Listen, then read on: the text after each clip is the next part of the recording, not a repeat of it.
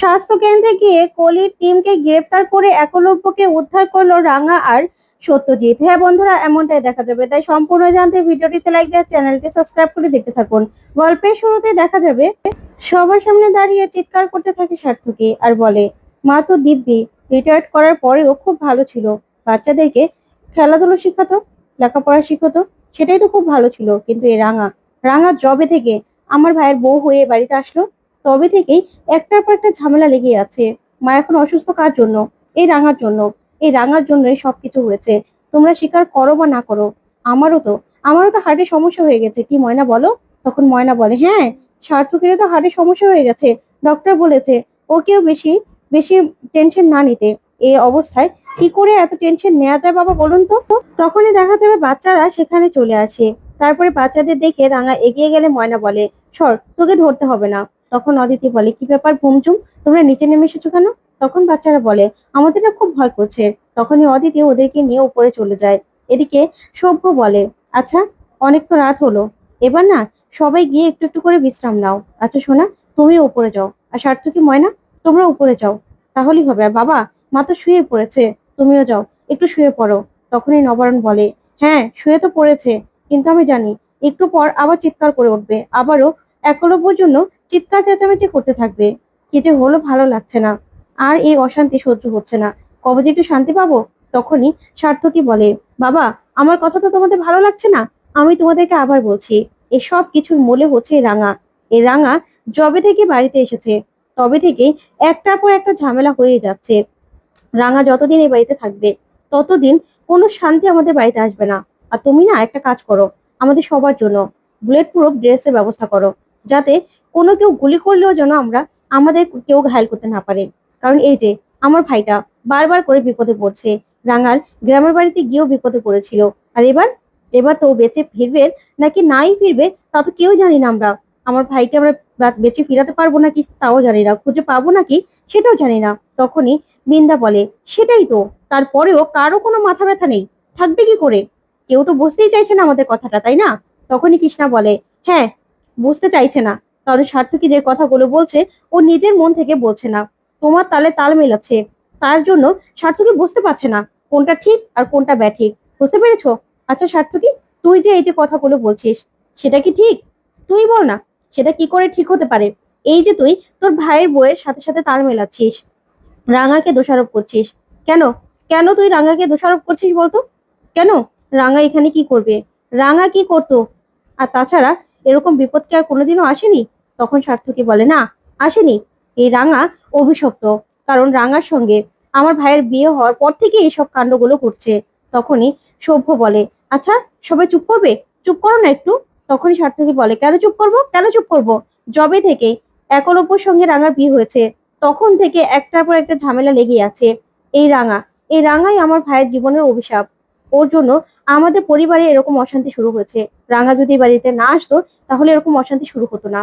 ওইদিকে চার্লিকে নিয়ে কলি হসপিটালে যায়। তখনই ডক্টর তীরটা কেটে বের করতে থাকে। তখন চার্লি বলে, দিদি, আমি আর পারছি না, আমার যে প্রচন্ড ব্যথা করছে, ভালো লাগছে না আমার। তখন কলি বলে, একটু সহ্য কর বোন, আমি তো আছি এখানে, তুই একটু ধৈর্য ধর, সব কিছু ঠিক হয়ে যাবে। তখন এই ডক্টরকে কলি বলে, আচ্ছা আপনি দাঁড়িয়ে আছেন কেন? কি নকল সার্টিফিকেট দিয়ে পাশ করেছিলেন নাকি? এভাবে দাঁড়িয়ে আছেন কেন? এখন তো ডক্টরদের নকল সার্টিফিকেটে ভরা, আপনিও কি তাই করেছেন নাকি? তখন ডক্টর বলে, না না ম্যাডাম, আসলে এখানে ওনার অপারেশন করে তীরে মাথাটা বের করতে হবে, তাহলে কিন্তু সেলাই পড়বে অনেক। ওইদিকে একলব্যকে দুইজন লোক বন্দুক ধরে দাঁড়িয়ে দাঁড়িয়ে থাকে, বসে থাকে। তখন একলব্য মনে মনে বলে, এখান থেকে তো কিছুতেই পালাতে পারছি না, কিন্তু পালানোর চেষ্টা তো আমাকে করতেই হবে। ওইদিকে ডক্টর ডক্টর অপারেশন করে তীরের মাথাটা বের করতে থাকে। তখন চার্লি প্রচন্ড প্রচন্ড চিৎকার করতে থাকে ব্যথায়। এদিকে একলব্য বলে, না, আমাকে চেষ্টা করতে হবে। তখনই একলব্য বলে, আসলে আমার না একটু ওয়াশরুমে যেতে হবে, আমার প্রচন্ড পেয়েছে। তখনই গুন্ডাগুলো বলে, এখনই তো বাথরুমে যেতে হবে? না না, এখন যাওয়া যাবে না। তখন একলব্য বলে, অনেকক্ষণ ধরে চেপে আছি, যেতে হবে। তখনই গুন্ডাগুলো বলে, যা, ভিতরে গিয়ে নিয়ে আয়, না হলে ম্যাডাম আবার রাগ করবে। তারপরে ভিতরে নিয়ে আসলে ওইদিকে বেডে একজন রোগী শুয়ে আছে। এদিকে একলব্যর ভিডিও করতে থাকে সেই রোগীটা। এদিকে একলব্যর পিছনে বন্দুক ধরে আছে গুন্ডাটা। তখনই একলব্যকে নিয়ে ভিতরে গেলেই সেই লোকটা মনে মনে ভাবে যে পুলিশ বলেছিল কোন রকম দুর্নীতি দেখলে তাদের যেন ভিডিও করে পাঠানো হয়। ওইদিকে চার্লির অপারেশন করা শেষ। তখন ডক্টরকে আবারও কলি বলে, কি ব্যাপার, আপনি দাঁড়িয়ে আছেন কেন? তখন ডক্টর বলে, ম্যাডাম এবার স্টিচ করতে হবে, আপনি একটু একটু চুপ করুন না। ওইদিকে দেখা যাবে সার্থকের উপর রেগে যায় কৃষ্ণা। তখন সার্থকী বলে, আমি যেটা বললাম সেটাই ঠিক বলেছি। এই রাঙা, এই রাঙাই অভিশপ্ত, আমাদের বাড়ির জন্য অভিশপ্ত। এই রাঙা আসার পর থেকেই একটার পর একটা বিপদ লেগেই আছে। না হলে বাবার গলায় তিল লাগলো, আবার আমাদের একজনের পর একজনের বিপদ লেগেই আছে। এই রাঙা এই বাড়ি থেকে না গেলে না কোনো রকম কোনো বিপদ যাবে না, যাবে না বিপদ। রাঙা চলে গেলেই আমাদের বাড়িটা একটু শান্তি পাবে, শান্তি পাবে। তখনই সভ্য বলে, আচ্ছা চুপ করবি, একটু চুপ কর না। তখন নবারণ বলে, তোদের এইসব কথাগুলো না ভালো লাগছে না। তারপরে সার্থকী বলে, কেন ভালো লাগছে না বাবা, আমি যেটা বলেছি একদম ঠিক বলেছি। তারপর সার্থকী সেখান থেকে চলে যায় ময়নাকে নিয়ে। ওদিকে সভ্য বৃন্দাকে বলে, সোনা এখন চলো, উপরে চলো। তারপরে সেখান থেকে নিয়ে চলে গেলে ওইদিকে অঙ্কুর রাঙাকে বলে, রাঙা তুমি একদম ভেঙে পড়ো না, তোমাকে যে যাই বলুক না কেন তুমি কিছু ভাববে না। তখন পাঞ্চেরি বলে, হ্যাঁ রাঙা, তুমি কিন্তু একদম ভেঙে পড়বে না, ভাই ঠিক আসবে। ওইদিকে নবারণও চিন্তা করতে থাকে। তারপর নবারণ বলে, আমি যাই, আমি একটু শুয়ে থাকি। এই বলে নবারণ চলে গেলেই রাঙা কাঁদতে থাকে।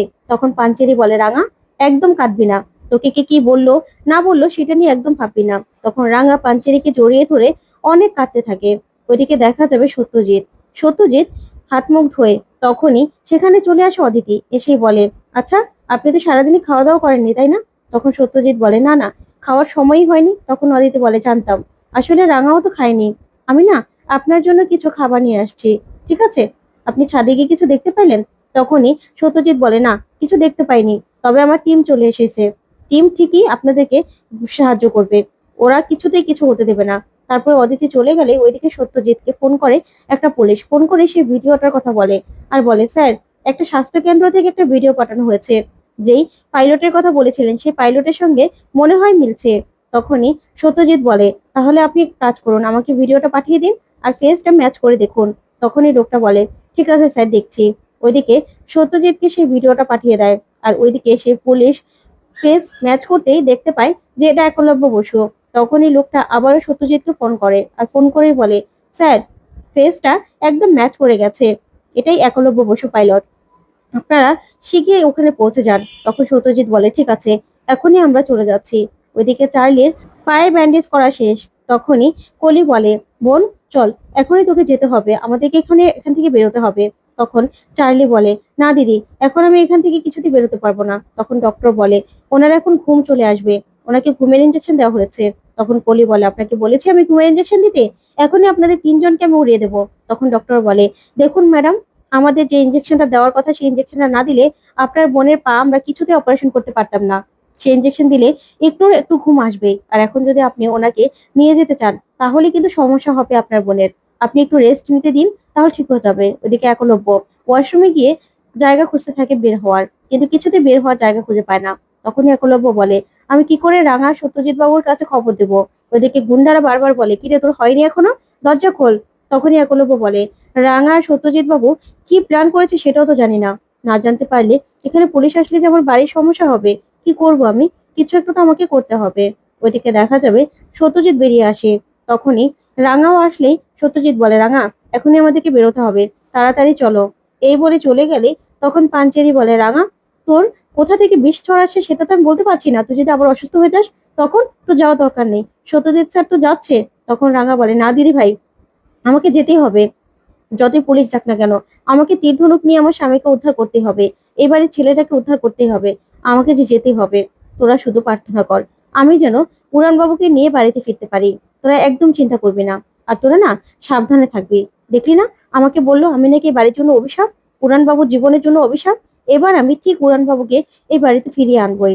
ওদিকে দেখা যাবে অদিতি অদিতি ও সত্যজিতের সঙ্গে কথা বলছে আর বলছে, আপনার খাবারটা প্যাক করে দিবো? তখন সত্যজিৎ বলে, না না, লাগবে না, আগে আমরা একলব্য বসুকে সেফলি বাড়িতে ফিরিয়ে আনি, তারপরে খাওয়া যাবে।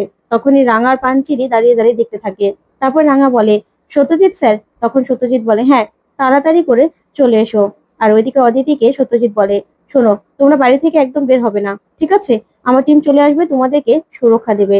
ওইদিকে দেখা যাবে কলি চার্লির কাছে বসে আছে, চার্লি শুয়ে আছে। তখন ডক্টর বলে, দেখুন আপনার বোন একটু রেস্ট নিক, না হলে কিন্তু ওনার প্রবলেম হতে পারে। তখনই একলব্যকে নিয়ে সেখানে গুন্ডারা আসলেই তখন কলি বলে, কি ব্যাপার, একে নিয়ে এখানে এসেছো কেন? তোমাদের না বলেছি গাড়িতে বসে থাকতে? তখন একলব্য বলে, দেখুন, আপনার বোনকে যদি বাঁচাতে চান, আসলে আমার বাবা আর আমার স্ত্রী এরকম হয়েছিল তো তার জন্য বলছি, ভালো কোনো হসপিটালে নিয়ে ওকে ট্রিটমেন্ট করাতে হবে। আর এই কথাগুলো তখনই সত্যজিৎ স্যার ভিডিওতে দেখতে পায়। তখন রাঙা বলে, উড়ানবাবুর গলা না? উড়ানবাবুর গলা কোথা থেকে আসলো? তখনই সে ভিডিওটা দেখে রাঙা বলে, এই তো, এই তো উড়ানবাবু। তাহলে কি আজকে আমরা উড়ানবাবুকে আনতে পারবো? তখন সত্যজিৎ বলে, হ্যাঁ, উড়ানবাবুকে আজকে আমরা নিয়ে যাব। তো বন্ধুরা, কেমন লাগলো আজকের আপডেট? কমেন্ট করে জানাও। ধন্যবাদ।